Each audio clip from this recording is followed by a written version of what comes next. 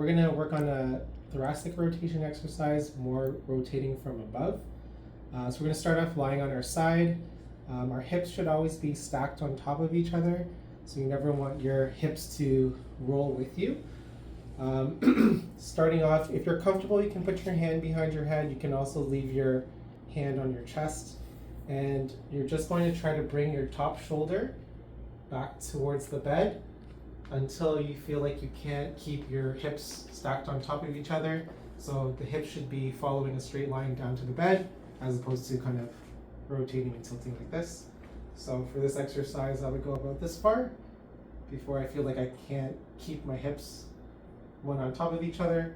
Hold that for a minute, and then come back, and then I can repeat on the opposite side. I would just turn on to the other side now, and the exact same thing, rotating back, just making sure my hips don't rotate back with me.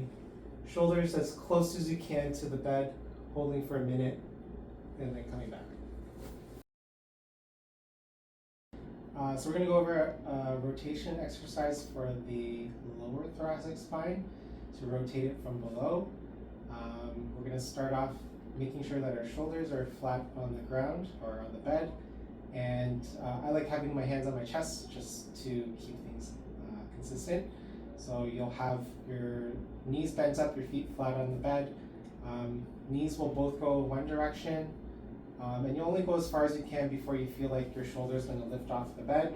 If you feel like your shoulder's going to lift off the bed, then you just don't go further. So you would just go to, I would go as far as this point here. You're going to feel a stretch. I'm going to hold that for about a minute. Once the minute's up, then I'm going to come back to the start position, and then I'll go back to, or I'll go to the other side. Same thing, hold for a minute,